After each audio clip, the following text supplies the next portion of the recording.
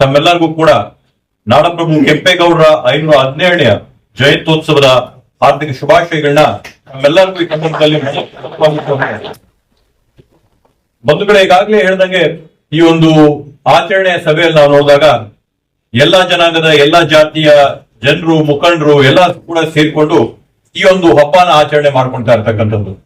ಮಹಾಪುರುಷರ ಜಯಂತ್ಯೋತ್ಸವಗಳನ್ನ ಆಚರಣೆ ಮಾಡ್ಕೊಳ್ಳುವಂತ ಸಂದರ್ಭದಲ್ಲಿ ಸಹಜವಾಗಿ ಯಾವಾಗ್ಲೂ ಕೂಡ ನಾವು ಒಬ್ಬರು ಮಾಡಿದಂತ ಸಾಧನೆನ ಒಂದ್ ಜನಾಂಗಕ್ಕೆ ಮೀಸಲು ಮಾಡಿ ಇಟ್ಟಂತದ್ದನ್ನ ನಾವು ನೋಡ್ತಾ ಇದೀವಿ. ಆದ್ರೆ ಇತ್ತೀಚಿನ ದಿನಮಾನಗಳಲ್ಲಿ ನಮ್ಮ ತಾಲೂಕಲ್ಲಿ ಆಚರಣೆ ಆಗ್ತಾ ಇರ್ತಕ್ಕಂಥ ಜಯಂತ್ಯೋತ್ಸವಗಳನ್ನ ನೋಡಿದ್ರೆ ಮಹನೀಯರು, ಸಾಧಕರು ಮಾಡಿರ್ತಕ್ಕಂಥ ಸಾಧನೆಗಳನ್ನ ಎಲ್ಲಾ ಜನಾಂಗದ, ಸರ್ವ ಜನಾಂಗಗಳ ಜನ ಸೇರ್ಕೊಂಡು ಆಚರಣೆ ಮಾಡ್ತಾ ಇರ್ತಕ್ಕಂಥದ್ದು ನಿಜವಾಗ್ಲೂ ಕೂಡ ನಮ್ಮ ತಾಲೂಕಿನ ವಿಶೇಷತೆ. ಅದರಿಂದ ಎಲ್ಲರಿಗೂ ಕೂಡ ಧನ್ಯವಾದಗಳನ್ನ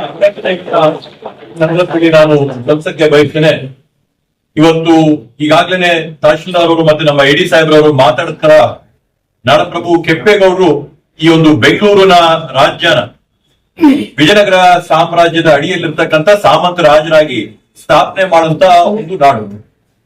ಅವರು ಸೆರೆ ಆಗ್ಬೇಕಂದ್ರೂ ಕೂಡ ಪ್ರಮುಖವಾದಂತ ಕಾರಣ ಸೆರೆ ಆಗೋದಕ್ಕೂ ಕೂಡ ನಾಣ್ಯದ ಮುದ್ರಣೆ ಮಾಡಿದಂತ ಒಂದು ಸಂದರ್ಭದಲ್ಲಿ ಸೆರೆ ಆಗಕ್ಕೆ ಅವರು ವಿಜಯನಗರದಲ್ಲಿರ್ತಕ್ಕಂಥ ಸಾಮ್ರಾಜ್ಯದ ದೃಷ್ಟಿಗೆ ಬಿದ್ದು ಸೆರೆ ಆಗಂತದ್ದನ್ನು ಕೂಡ ನಾವು ನೋಡಿದೀವಿ. ಸೆರೆ ಆದಂತ ಸಂದರ್ಭದಲ್ಲಿ ಕೂಡ ಅವರಿಲ್ಲಿ ಒಂದು ದೊಡ್ಡ ಹೋರಾಟ ಮಾಡಬಹುದಾಗಿತ್ತು, ಕ್ರಾಂತಿ ಮಾಡಬಹುದಾಗಿತ್ತು, ಜನ ಜೊತೆ ನಿಂತಿರೋರು ಯುದ್ಧಕ್ಕೆ ಹೋಗ್ಬೋದಾಗಿತ್ತು. ಆದ್ರೆ ಯುದ್ಧ ಮಾಡೋದ್ರಿಂದ, ಈ ರೀತಿ ಆಗೋದ್ರಿಂದ ಇಲ್ಲಿರ್ತಕ್ಕಂಥ ವಾಣಿಜ್ಯ ವ್ಯವಸ್ಥೆ ಜನರ ಮೇಲೆ ವ್ಯತಿರಿಕ್ತವಾದಂತ ಪರಿಣಾಮಗಳು ಬೀಳ್ತಾರಂತ ಒಂದು ನಿಟ್ಟಿನಲ್ಲಿ ಆವತ್ತಿನ ಸಂದರ್ಭದಲ್ಲಿ ಸೆರೆಗೆ ಅವರು ಬಂಧಿತರಾಗಿ ಅದಾದ ನಂತರ ವಿಜಯನಗರ ಸಾಮ್ರಾಜ್ಯವರೇ ಅವರು ಗುರುತಿಸಿ ಯಾವ ರೀತಿಯಾದಂತ ಅವರ ಕೆಲಸ ಮಾಡ್ತಾರೆ ಅಂತೇಳಿ ಅವ್ರಿಗೆ ತಿಳುವಳಿಕೆ ಕೊಟ್ಟಂತವ್ರು, ಮಾಹಿತಿ ಕೊಟ್ಟಂತದ್ರಲ್ಲಿ ಲೋಪ ಆಯ್ತು ಅಂತ ತಿಳ್ಕೊಂಡು ಮತ್ತೊಮ್ಮೆ ಆಳ್ವಿಕೆ ಮಾಡ್ಕೊಳ್ಳೋದನ್ನ ಕಲ್ಸ್ಕೊಟ್ಟಿರ್ತಕ್ಕಂಥದ್ದನ್ನ ನಾವು ನೋಡಿದ್ವಿ. ಬಂಧುಗಳೇ, ವಿಶೇಷವಾಗಿ ಇವತ್ತು ಬೆಂಗಳೂರು ನಗರದ ಬಗ್ಗೆ ಮಾತಾಡ್ಬೇಕಂತ ಈಗ ಹೇಳ್ದಂತೆ ಕೆಂಪೇಗೌಡರು ಬೆಂಗಳೂರು ನಗರನ ಯಾವುದೋ ಒಂದು ಜಾತಿಗೆ, ಒಂದು ಜನಾಂಗಕ್ಕೆ, ಒಂದು ಭಾಗದ ಜನಕ್ಕೆ ಸೀಮಿತ ಮಾಡಿದಂಥದ್ದಲ್ಲ. ಆ ಕಾಲದಲ್ಲೇನೆ ಸುಮಾರು 500 ವರ್ಷದ ಹಿಂದೆಗಡೆ ಅಡಿಪಾಯ ಹಾಕಿ ಬೇರೆ ಬೇರೆ ಪೇಟೆಗಳನ್ನ ಪ್ರಾರಂಭ ಮಾಡಿ, ಹಳ್ಳೆ ಪೇಟೆ ಆಗಿರ್ಬೋದು, ಬಳೆ ಪೇಟೆ ಆಗಿರ್ಬೋದು, ಆ ನಂತರ ಪೇಟೆ ಆಗಿರ್ಬೋದು, ಬೇರೆ ಬೇರೆ ಜಾತಿಗಳಿಗೆ ತಿಗಳರ ಪೇಟೆ ಆಗಿರ್ಬೋದು, ಸುಲ್ತಾನ್ ಪೇಟೆ, ಬೇರೆ ಬೇರೆ ಪೇಟೆಗಳನ್ನ ಪ್ರಾರಂಭ ಮಾಡಿ ಆ ಸಮಾಜಗಳು ಮಾಡುವಂತ ಕುಲಕಸಬುಗಳೇನವೆ, ಮೂಲ ಕುಲಕಸಬುಗಳು, ಆ ಮೂಲ ಕುಲಕಸಬುಗಳಿಗೆ ಆಧಾರಿತವಾದಂತಹ ಪೇಟೆಗಳನ್ನ ಮಾಡಿ ಇವತ್ತು ಬೆಂಗಳೂರು ನಗರನ ಒಂದು ವಾಣಿಜ್ಯ ಕೇಂದ್ರವಾಗಿ ಮಾಡಬೇಕು ಅನ್ನೋ ಉದ್ದೇಶ. ಆವತ್ತಿನ ವಿಜಯನಗರ ಸಾಮ್ರಾಜ್ಯದ ರಾಜಧಾನಿನ ನೋಡ್ಕೊಂಡು ಅಲ್ಲಿರ್ತಕ್ಕಂಥ ವೈಭವನ ನೋಡಿ ಇಲ್ಲಿ ಕೂಡ ಅದೇ ತರ ಇರಬೇಕು ಅಂತ ಹೇಳಿ ಸ್ಥಾಪನೆ ಮಾಡಿ ಇವತ್ತು ವಿಶೇಷವಾಗಿ ಯಾವ ತರ ಆಗಿದೆ ಅಂತಂದ್ರೆ ಎಲ್ಲರಿಗೂ ಕೂಡ ಭಾರತ ದೇಶದಲ್ಲಿ ಯಾವ ನಗರ ಗೊತ್ತೋ, ಇಲ್ಲೋ ಡೆಲ್ಲಿ ಗೊತ್ತೋ, ಬಾಂಬೆ ಗೊತ್ತೋ, ಕಲ್ಕಟ್ಟ ಗೊತ್ತೋ, ಚೆನ್ನೈ ಗೊತ್ತೋ ಗೊತ್ತಿರ, ಯಾರಿಗಾದ್ರೂ ವಿದೇಶಗಳಲ್ಲೆಲ್ಲ ಕೇಳಿ ಬೆಂಗಳೂರು ಬಗ್ಗೆ ಅಂತೂ ಎಲ್ಲರೂ ಕೂಡ ಮಾತಾಡೇ ಮಾಡ್ತಾರೆ. ಅದು ನಾಡಪ್ರಭು ಕೆಂಪೇಗೌಡರು ಹಾಕೊಟ್ಟಂತ ಒಂದು ಅಡಿಪಾಯ ಅಂತ ಹೇಳಿ